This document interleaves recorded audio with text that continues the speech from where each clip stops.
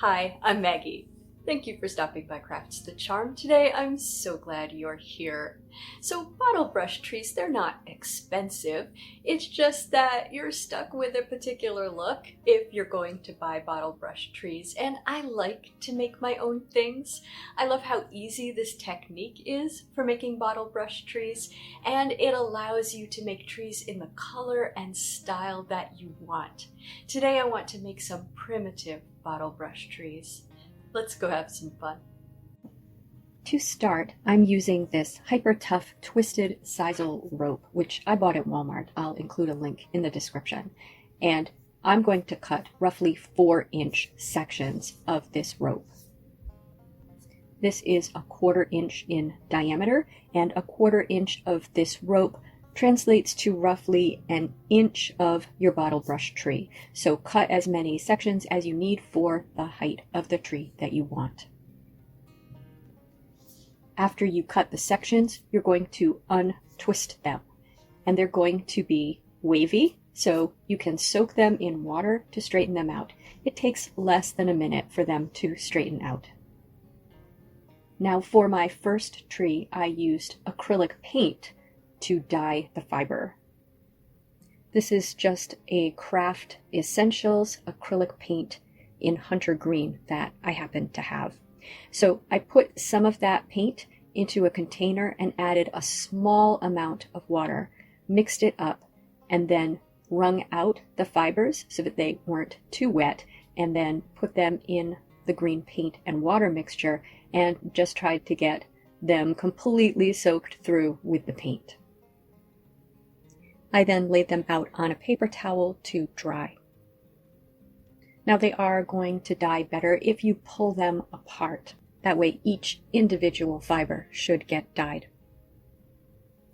Now to turn these fibers into a tree, I'm going to use my drill, although you can do this by hand. It's just a lot quicker with a drill. And I'm going to use this 4-strand 20 gauge galvanized multi-purpose wire, which I bought at Home Depot. If I have a link to this, I will include it in the description. You just want to use a heavy wire because you want your tree to be able to stand up and to not bend too easily. This is 4 strands, so I'm going to split it into 2 and use 2 strands each side of my tree. But if you have a thick wire, which is just 1 strand, you're going to want to cut 2 strands of it. Now you're going to cut 1 length of your wire if you're using something with multiple strands, and you're going to split them apart like I am, or 2 lengths if you have a single strand of wire. And you're going to cut that the size of your tree plus the size of the trunk below the tree with maybe a little bit extra just so that you can trim it to the right size when you're done. And then a little bit at the top if you're not going to make a star, or a lot at the top. I would say at least 6 extra inches if you want to make a star at the top. I don't make a star out of the wire for this one, but I did leave a lot of wire at the top. I just didn't end up using it for a star. I find that this is easiest to do if I first insert both of my wires into the drill as if they were a drill bit and tighten the drill around the wire. Then bend 1 wire out of the way and lay 1 wire down on a flat surface. Now take your jute and put it where you want the greenery of the tree to be.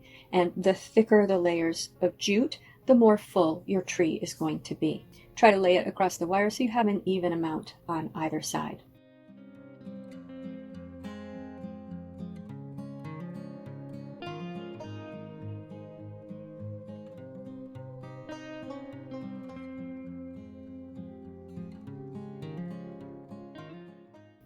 Once I have it the way I want, I take the other wire and lay it down on top of the sisal, and then I grab it at the end opposite the drill with a pair of pliers. I have a pair of needle nose pliers here. Then make sure you lift it all off of your surface far enough that it's not going to touch the surface when you start the drill.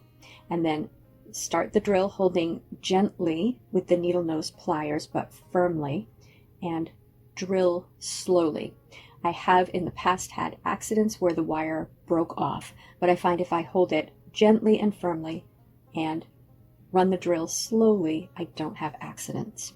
you're going to do this until you have a nice twist all along the wire between the drill and your pliers.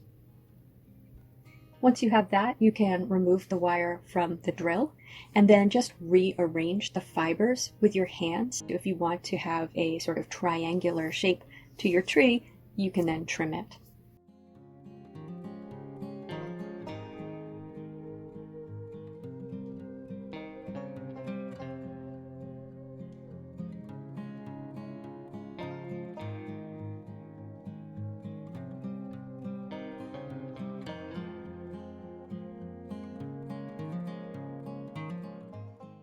Now for my other trees, I thought I would try a different dyeing method. So I used this Rit-dye, and I used the powdered dye because it's less expensive. And I picked up 3 colors of the Rit-dye.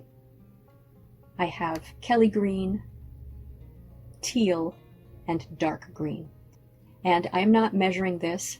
I put a little bit of dye in each bowl, and then I put in about the same amount of salt, maybe a little bit more, and just a squeeze of dishwashing liquid and a little bit of hot water. Now I would say I probably should have chosen either a different size container or used a little bit more dye and a little bit more water, because I had to work to get the ends of my pieces of sisal dyed. But I just dyed all of those and I let it sit for a good amount of time, maybe about an hour, before I removed these from the dye.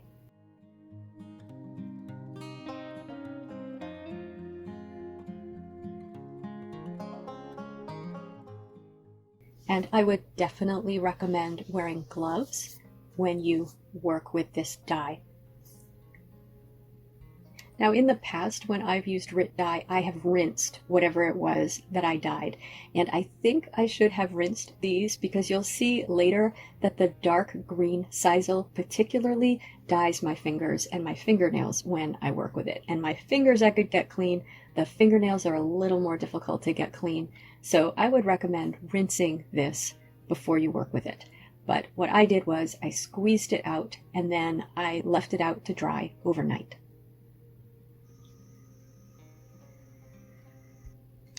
Once those had dried, I followed the same basic process to make 3 more trees.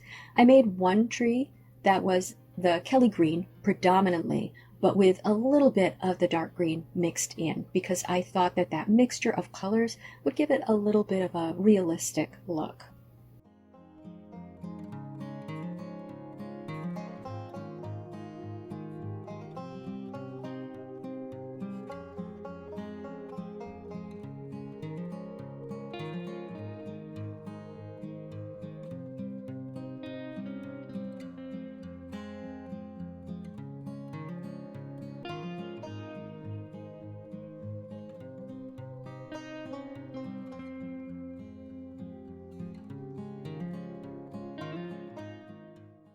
I made a second tree, which was the dark green with a little bit of the teal mixed in, because I thought that those 2 colors looked beautiful together, and I thought that it would make it look like the light was hitting it. I put a little bit more teal at the top.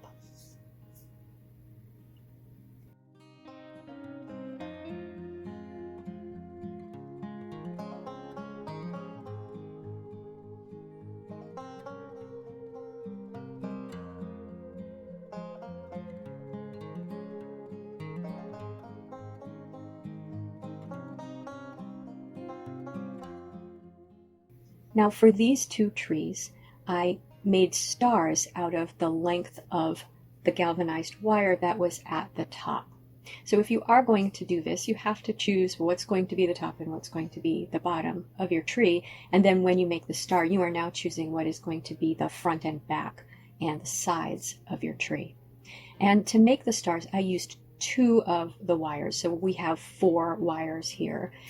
If you only use 2 wires because you didn't have this multi-stranded wire like I did, you could use 1 or 2 wires to do this.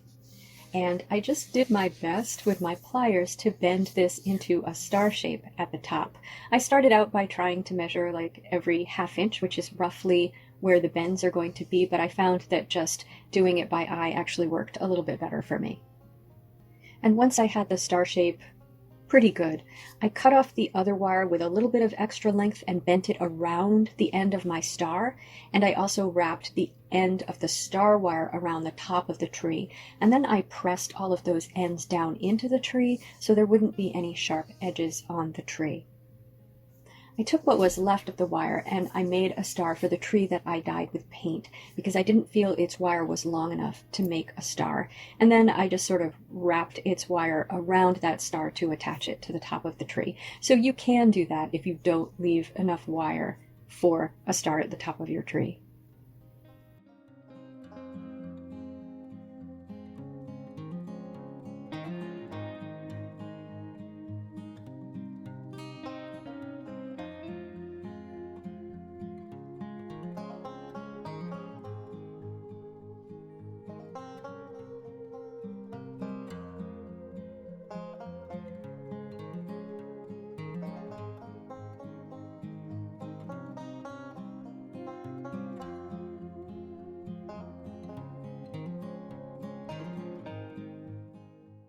For the dark green tree, I actually put the top of the wire in the drill and spun the top of the wire and formed the spun wire into a star because I thought that would just be an interesting way to do it that was different from the other stars. It was difficult to get a nice pointed shape with this twisted wire.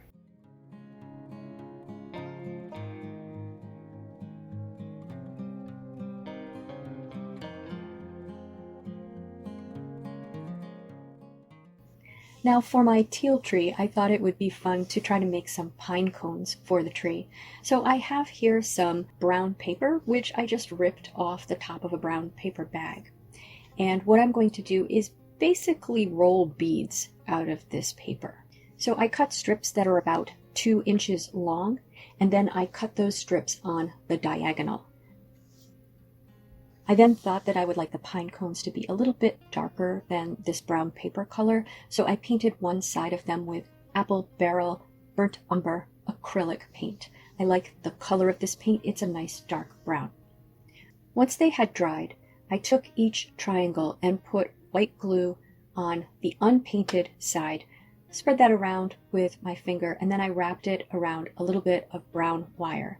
Now I wrapped it. Normally when you make a bead, you're going to keep the point in the center of the bead, but I wrapped it so that it was concentrated at the bottom of the bead.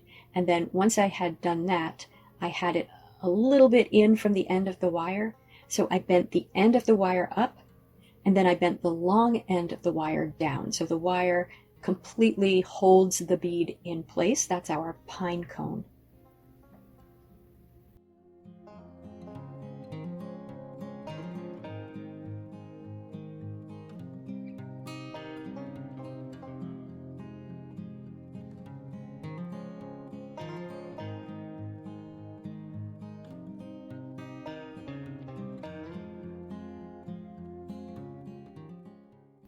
When I made the teal tree, I mixed the pine cones in with the teal, and I have them going in both directions here.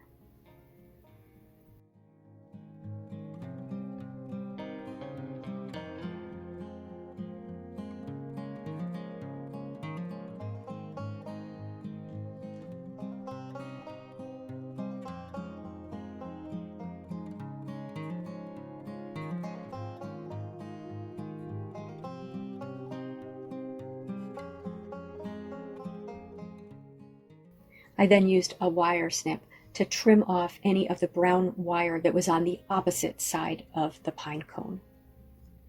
That way we don't have any brown wire sticking out of our tree.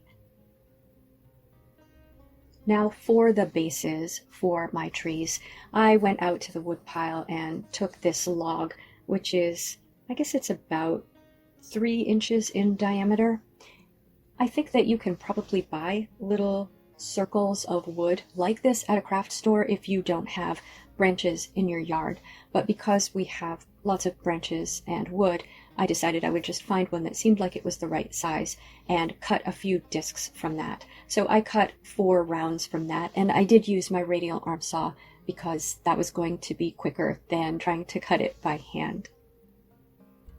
So with those discs then, the rings of the disc basically tell us where the center of it is.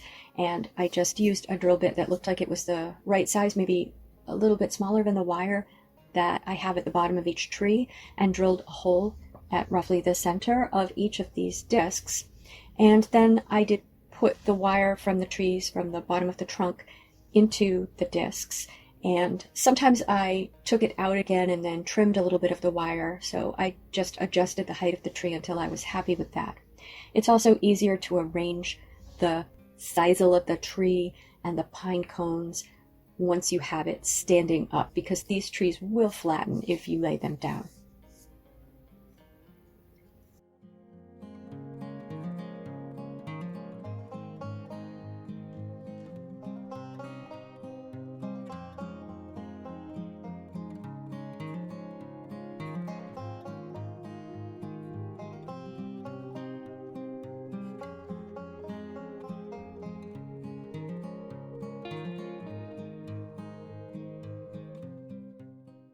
And so here are the finished trees.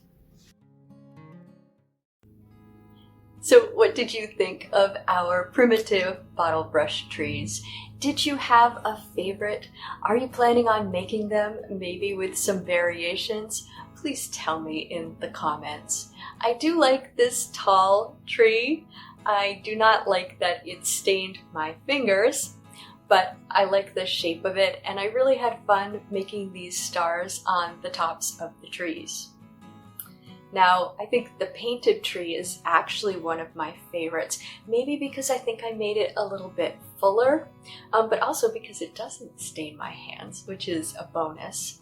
These other colors don't stain my hands. I love this teal color, and I like the combination with the brown pine cones, and there are just so many variations on this idea that you could do. You'll probably see something else on this channel at some point with the same ideas, but not a primitive bottle brush tree.